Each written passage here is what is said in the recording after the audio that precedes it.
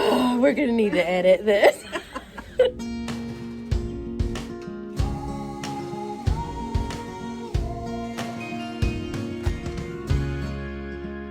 Hey y'all, welcome back to my channel. If this is your first time here, my name is Beth and I'm a part-time reseller. I also do vintage markets, and this time I'm doing something a little bit different. I'm doing a holiday market. It's more of a gift market, but I'm gonna throw a little bit of vintage flair into this gift market this time. It's a big 3-day market that is in Rosenberg, Texas at the fairgrounds, and this is gonna be a little vlog. It's gonna be snippets of all of the stuff. Now, I have been prepping for this. I signed up for it in August, and it was almost sold out then. And I have been kind of thinking about what I want to do, looking at the pictures of the show to kind of see what type of items was in this type of show, because I've never done it. I've been, for the last 2 weeks, I've been prepping and buying and cooking for the last 4 days, because I will have sweet treats and pretties at the show. And today is actually setup day. So setup day is on Thursday. The show is open to the public on Friday, Saturday, and Sunday. So today is actually setup day, hence the U-Haul. Now I'm driving the U-Haul by myself today because Lovey is at work. But yesterday, we actually went a week ago to the storage, got all the things that we need for displays and things. The booth is a lot smaller this time than I've ever had one, but it's okay because I just wanted to try this market. So with the help of my Lovey, we brought everything in pieces back from the storage and put it in the garage. And then yesterday he loaded the trailer for me, and he is wonderful at packing and stacking this stuff, making sure it is wrapped so that it doesn't get dinged or nicked. I do have a couple of handmade pieces or wooden pieces in there. So I'll open this up. Granted, I remember how and where the key is to the lock. I better check on that. So I'm sure there's a bunch of stuff that I'm going to forget. The video will be like snippets, but I have the U-Haul. It's much bigger than we needed. It's a 5x8. We probably only needed a 4x8 for this one. I don't just have stuff in here, y'all. I also have a car full. So I told you I was doing sweet treats, and I'll kind of show you as we set up. And I got some pretties, some handmade things. Christie Tippy Winks Vintage gave me a few of her assemblages to sell for her at the show and add a little flair. Rose is here. Hey girl, hey. And I've got the jewelry, and the car is excessively binging, so apparently the keys are in there. So I hope I have everything. We'll see once we get there. The love of all that is holy, make that binging stop. So we're in the car.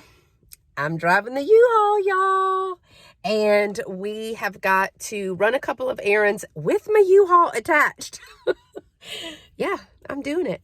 And then we will head down to Rosenberg to the fairgrounds to check in and start setting up. And I'm going to have some help today. So let's see how this goes, because I'm super excited to see how we get it all set up. Hey, y'all, so I'm all checked in, and I'm actually like one of the first ones here, which is really good because I can come in and park right up front and unpack the U-Haul. Look, I actually made it. I drove the U-Haul, y'all.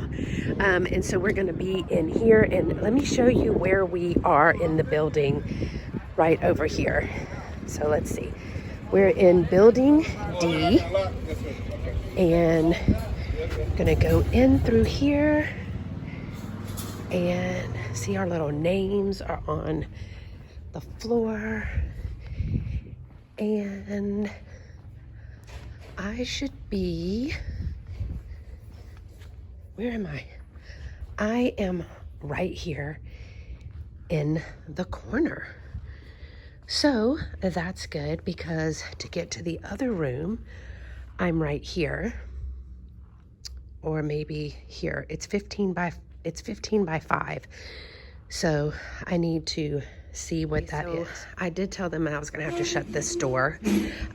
There are not drapes here. So, I mean, it's our first time. We'll figure it out. But it is a nice little corner right here. And so it is time to start bringing stuff. Let's open it up and see if I was able to... I didn't do too bad driving. So normally, like you can see, we have way too big of a trailer. But Lovey did wrap everything for us and tie it all down. Except this. I'm the one that did that, so I'm hoping it's okay. I'm gonna take everything out and move my trailer so that other people will have an opportunity to unload, and then let's get this thing started, y'all. These complicated knots. It's gonna take me more time to undo the knots than it is to undo the trailer. So here's a little tip for you. If you do a show, number one, always bring your receipt, because on your receipt, it will tell you the dimensions of your booth. Also, always bring a tape measure so you can measure off, because if you see, here's their line to there. And that is not 15 feet. Also, they had this door open, and that would have been in the middle of my 15 feet. So I've had to tell them to open this door and unlock so people can get into the next room. Also, my booth is up against a storage with tables and chairs that vendors have the ability to use. But if you open those doors, it goes into your booth. So just some tips if you are doing this, that you make sure that your booth space, that A, you're correct about your booth space, and B, that you have the documentation needed and a way to measure it. So let's get finished. We have been moved. We have recounted off. We have gained a little bit of space, but we've been moved, which is even better for us because it's right by the door. And they do still have to walk past us to get to the back. So he said I could have all of the space because I realized and showed them that their measurements weren't exactly right, but again, always bring your receipt that you paid for your booth, because it usually has the square footage on it, and just make sure, like, I paid for electricity, so we have a outlet right there. So even when they move you, like, just make sure that you have that. I'm already tired, but I've unloaded the whole back of the trailer. This is our stuff right here, and now it is time to put things in their place. This is the part that you just will, unless you're in the same spot for every show in the same building, is a little problematic. So I'm gonna start trying to figure out where I want stuff, where the outlets are, all of that kind of stuff, and what do we need so that it'll look pretty. So I thought I had my booth like I wanted it, but apparently I'm spatially challenged, because guess who's here, y'all? Tammy, Vintage Uprising Texas, came to help me, and she's got a lot of ideas. I'm rearranging her. I'm starting to itch. Why are you itching? Well, because you're moving my cheese. Don't move my cheese.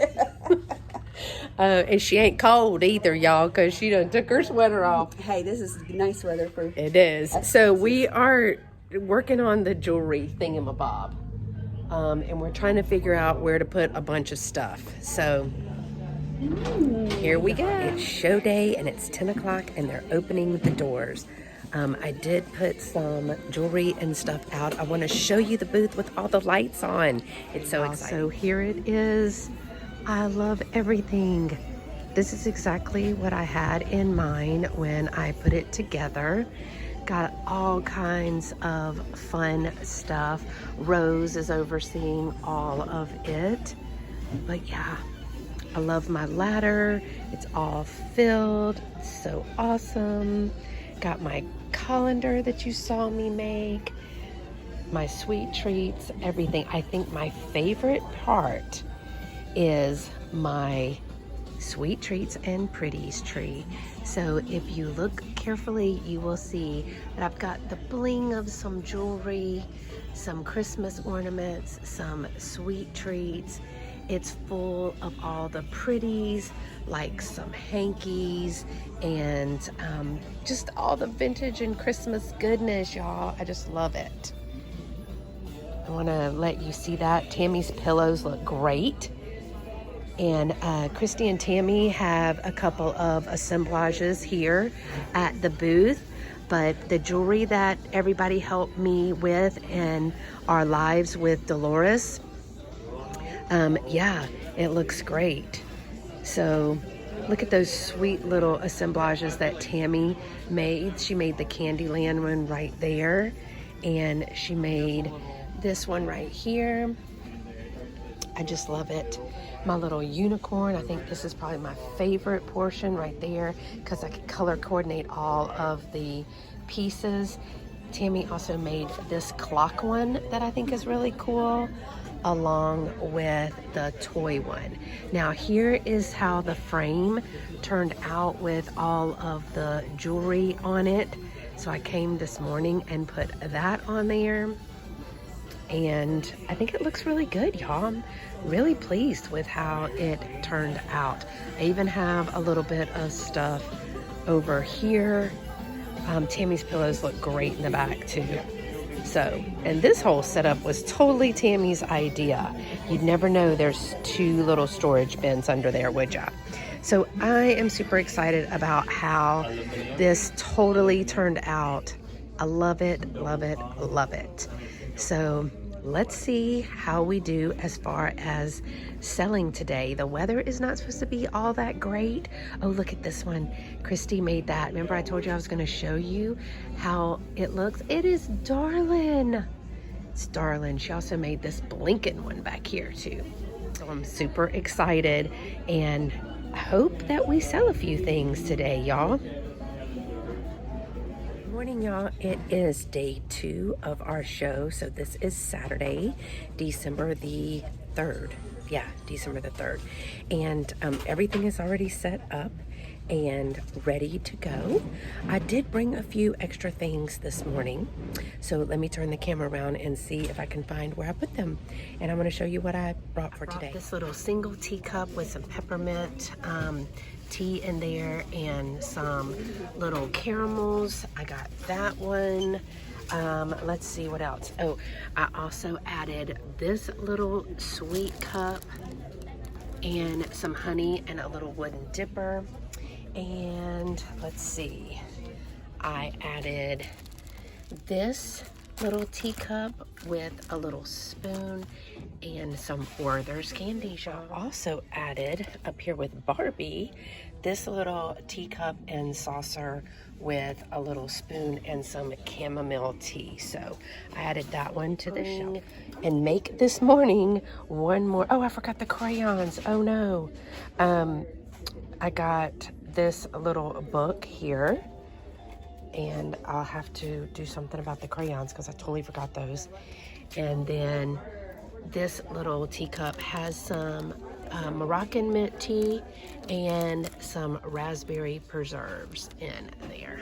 It was a really, really slow day, but it was Friday. A lot of people are working, and I'm hoping that today is a lot busier. I'm hoping to sell a bunch of stuff today and get a lot of foot traffic.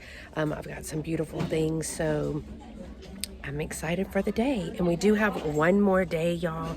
It is a 3-day show, so I have Friday, Saturday, and Sunday. So fingers crossed. Okay, so day 2 of the show is coming to an end.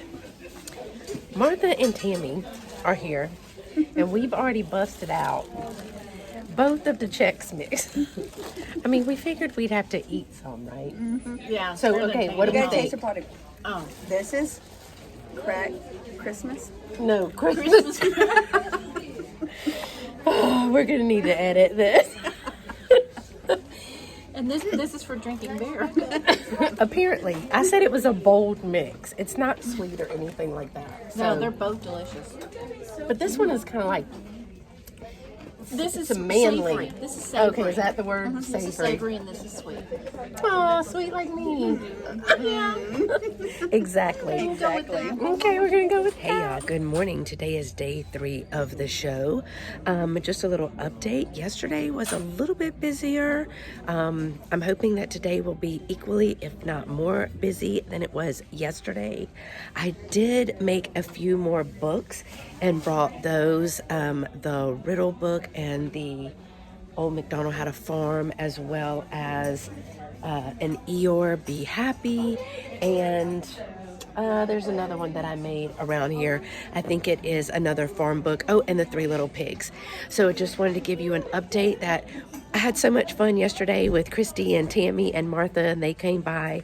So it was a good day, a lot of fun. Got to meet some wonderful people, and we made some sales. So let's see how today goes. So the show is over, and the pack up has already begun. We did okay at the show. It wasn't the best show that we had. So now it's time to pack it all up, put it all away, and put it in the trailer and take it all back. Okay, y'all, so it's Monday after the show. Now that the show has ended, now what? Well, first of all, we had to bring all this stuff that is displays and stuff back to the house. Lovey unloaded the entire U-Haul and the back of the truck yesterday. And so now we've got a bunch of stuff in here. And the rest of the stuff is back in the dining room. So I gotta set the crates back up. And this is actually Tammy's box. There's another box for her. And I've just got to get some things cleaned up. I can clean up this mess right here. And we are gifting the food. So we kind of made extra knowing that we would be able to use those as gifts that we need, you know, for our neighbors and things. And so we do have some of those left, and we'll be able to use those. That's what we have to do now. I need to make sure that I can put some things in boxes to go back to the booths, because there's still Christmas up in the booths, and kind of organize ourselves with all of this stuff, what needs to go in storage as far as display pieces and things like that, and what needs to go back to the booths, like I said, and what we are going to be using as gifts. And we might even eat a snack or two. But I do want to take some time and kind of show you, like I said in the beginning, about the food and the permit and all the things that we need when we are going to sell food as a cottage law vendor. And I will do that. I'm going to put up a Christmas tree today, and then I will find time to add that portion of the video and kind of close this show video out. But I have had some people asking me as I've been posting about the show, about the cottage food law here in Texas and what all is required. So I did want to follow up with that. Okay, y'all, so I'm here in the studio, and I am going to film the last portion of this video, which talks a little bit about how you register for a show, what is needed when you are a cottage food vendor here in the state of Texas. I can't speak for any other state. I haven't done it in any other state, just here in Texas. But I have had some people message me on Instagram and email me for a little bit of tidbits and little tips and tricks about being a vendor in a show. The first thing is, when you find a market, I find them on Facebook a lot of times, or I'll hear about them from other vendors. When you find a market, typically they have a website, and there's always an application. Now, this was the Home for the Holidays Holidays Gift Market of Rosenberg, and it was held at the Fort Bend County Fairgrounds. When you get your application and you fill it out, it'll tell you the setup day, the setup time, the time of the shows, and all of that. It asks for your company name, it asks for contact information, it asks what your social media accounts are. It also asks what product category or description. And so we have to list all of those things because, you know, I have jewelry and I have vintage and I might have vintage clothing and I have sweet treats and all. Then they're going to ask you for things like pick your booth size. Now, with a lot of the applications, there is a non-refundable portion of your fee. So I sent that application in and they also ask for pictures of either former shows or a booth or my store or my shop or something like that. I did send that in, and then I got an approval that I've been approved to be a vendor in this show. Now, all of them may not be this complicated or this strict, but I do know that the majority of people who put on the show productions do want to know what your setup is going to look like. They also then have the ability to kind of spread out. If 3 or 4 people have jams and jellies, they don't want them all in the same place. They will be spreading those vendors out. So once I got the email being approved, then I had to go onto a vendor portal. Now, this company is the only one that I have to do a vendor portal with. I am used to working with Junk Hippie. They are very laid back. You basically do your application. The first time I did it, they just kind of wanted to know what I had. I paid the application fee and I got a size. Also need to indicate if you want electricity. Sometimes that is extra. Like in my Junk Hippie shows, that is not extra. In this one, having an outlet was extra. Wi-Fi in some of the shows, it is an extra charge. And then in some of the shows, it's not. It just depends on what the regulations are for your individual show. Once I got all of that and picked my space, my booth for this time, it was a 3-day show. So 1 day of setup, 3 days of actual customers through the building. And it was $350 to do all 3 days, which is about an average for a show because typically they are for a 10 by 10 space. It is about $150 for a 1 day show.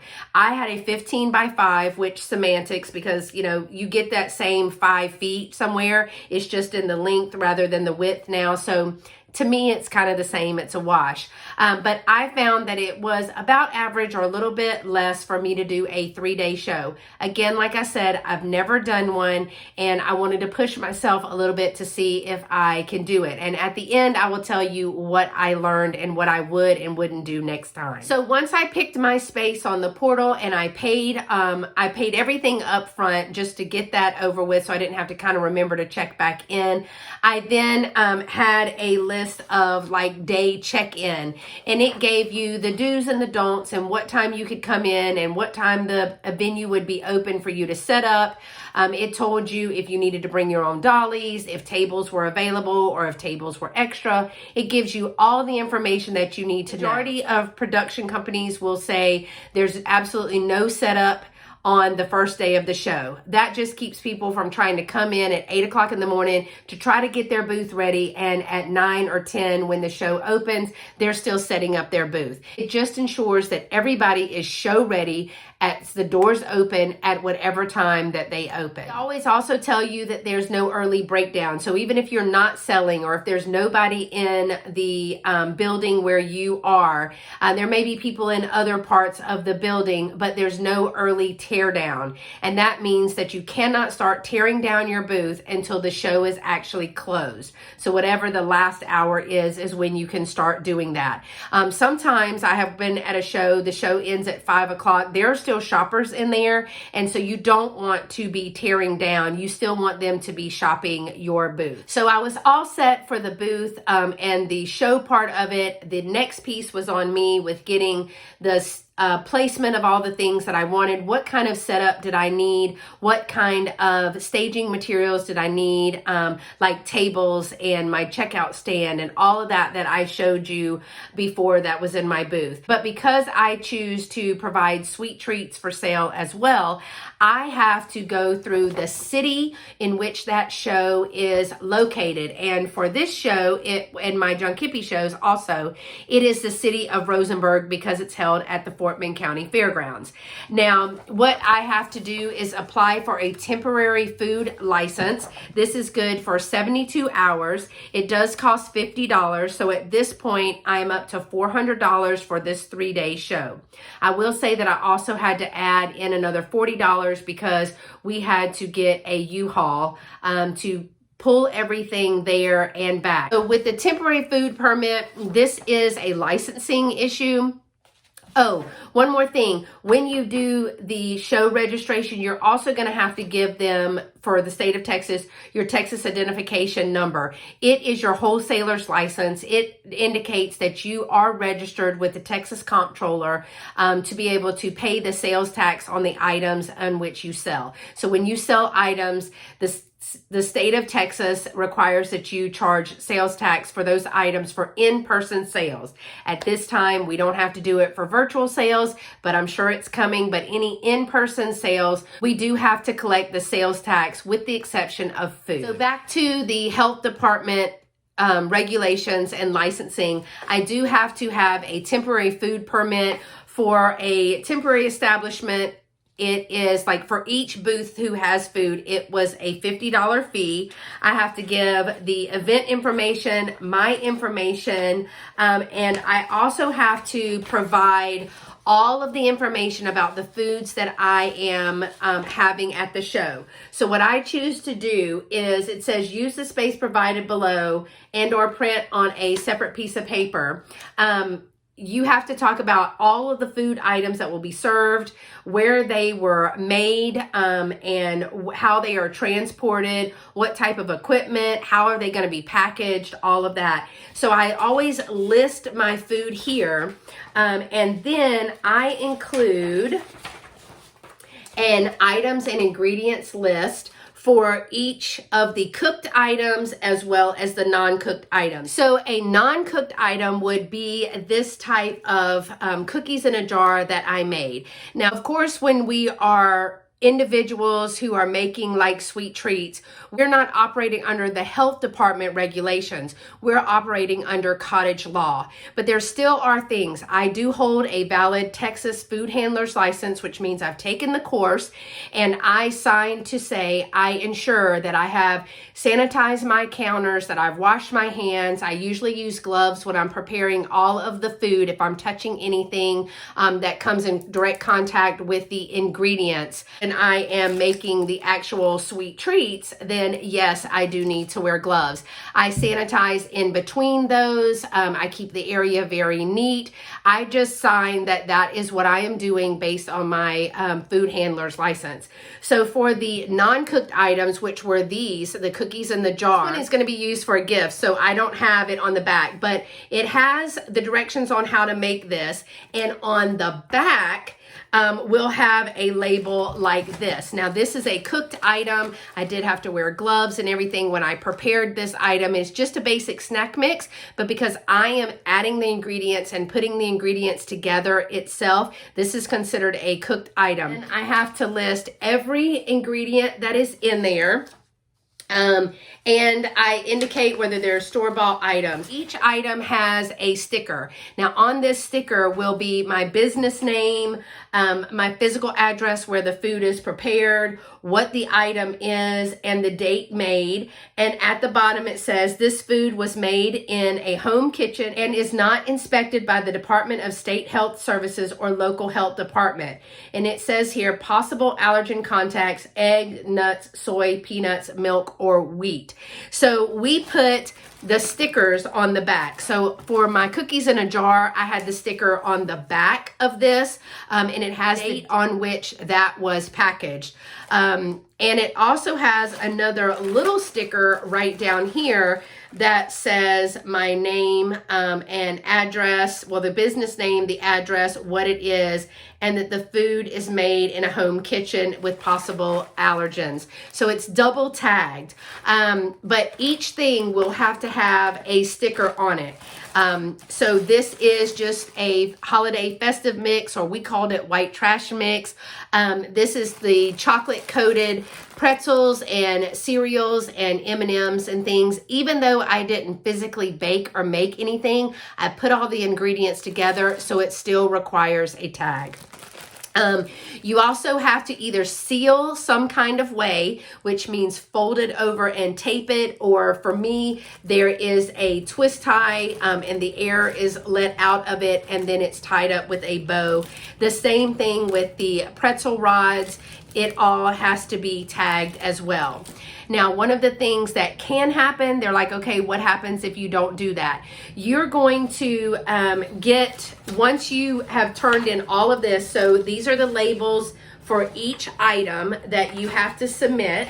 So all of the items, and once it is approved by the health department, the head of the health department, the health inspector, they will call you and say you've been approved or what needs to be changed, and you will then pay for your food permit. It's a license that you print out, and you print it out and it must be displayed at your booth. Now, the first time I did this, I didn't know it must be in plain sight, and so I had it in my notebook, but I didn't have it in plain sight, and someone from the health department came around and asked me for it and just gently reminded me, because it was my first time, that it needed to be in plain sight. So now, right on the side of my checkout stand, it's just in a plastic sleeve protector, and it is on the side of my checkout stand. Sometimes I put it in those clear frames that I get at the dollar store, those 8x10s. I will put it in there as well. So someone once asked me, well, it's a vendor fair, like, are they really going to come? Yes, the health department personnel does actually come. Sometimes they pose as a customer. My second time, I actually recognized the health department regulator because I had seen her picture on the website, and I knew when she came who she was, and she simply was asking me, she bought something, and she asked me a few questions about it, and I was able to answer those for her. But what I have seen happen, and I've actually seen this as a show, there was a vendor that had some things and also some sweet treats, and it was not tagged. And they gave them the option of shutting the whole booth down or pulling the food. And so, like, I had extras of these, like this one that I just took as backup, and I didn't have tags, but I had extra tags. In the event that I would have needed those because the other ones sold, I would have tagged this before I sold it or put it out for sale. That's just a little bit of the cost that is associated with doing a market. You're going to have a booth fee. If you do treats or anything like that, you're going to need a temporary food permit. And if you need to have a U-Haul or something to help you move some things for setup, like your staging and stuff, you have that cost. So I can estimate that I was in about $450 to $500. Now that seems like a lot, but when we divide 450 divided by 3 days, that's like $140 a day. Now my average show, $150 for 1 day, plus the $50, plus the $40. With it being about $150 a day, it was about $90 cheaper than doing a 1 day show. So the big picture then is, are you able to make a profit once you sell things? Because now, just to break even, you had to sell $500 or more worth of merchandise, and we did do that, and we were able to break even and make some profit. So for me, it was a successful show. So one of the other things that I always tell people is, I may not have made thousands of dollars at this show, which would always be nice, but every purchase, there was a business card. Even when people came by and they didn't purchase anything, they grabbed a business card. I was able to show examples of what kind of work and product that I have, both in the vintage world and in the sweet treat world, for other people's, and those are potential customers. And I will say that I have gotten customers for custom orders, like the pretzel rods. I've done them for graduations in the school colors, or wedding favors, or baby showers, or something like like that, they will order a big lot of those, and those are just additional customers. So let me tell you what I did learn. I learned that in the month of December, November and December, at the end of November to December, it is probably not a good time for me to do a market. While I enjoyed the market a great deal, the people who put the market on were super nice and super accommodating. It is just a much too busy of a time of year with work and being fourth quarter with the 2 booths and live sales and things here on YouTube and collabs that are fun. I just simply felt much too pushed, and I have now a whole bunch of stuff to clean up and get back in order before Christmas, along with setting up my house. Also, I did learn that 3 days of a show is too much for me. I'll be very transparent and very honest. I do well with a 1-day show, even though we set up on 1 day, we work it and tear down the next day. By the 3rd day, everything is back in its place. But one thing that it allowed me to do was sit. I'm not very good at sitting and just taking a break. I'm always doing something. But when you are at a show, you are just sitting and waiting for customers to come by. I was able to catch up on some journaling and making some lists of things that I needed kind of to clear my mental thought, because I was just sitting. But it's also super long days. And then when you get home, you feel like you need to do all the things that you didn't have time to do during the day. It's kind of like I lost a weekend, but in general, I didn't. I made some great connections. I got to spend some time with Christie and Tammy and Martha, and I got to see some friends that I haven't seen in a long time that came by my booth, even some old neighbors. And so it was a great time to catch up. For me, a December show is probably not the best use of my time. Will I continue to do markets? Absolutely. Will I gear my markets to vintage markets? More than likely, that's the way that I will go in the future, and do even a 2-day show, but probably not a 3-day show. You know, if you're not a reseller, or if you don't do markets and you're not into baking sweet treats, it probably wasn't the video for you. But I appreciate you watching anyway. And if you are thinking about becoming a vendor or trying a market, I always say try it.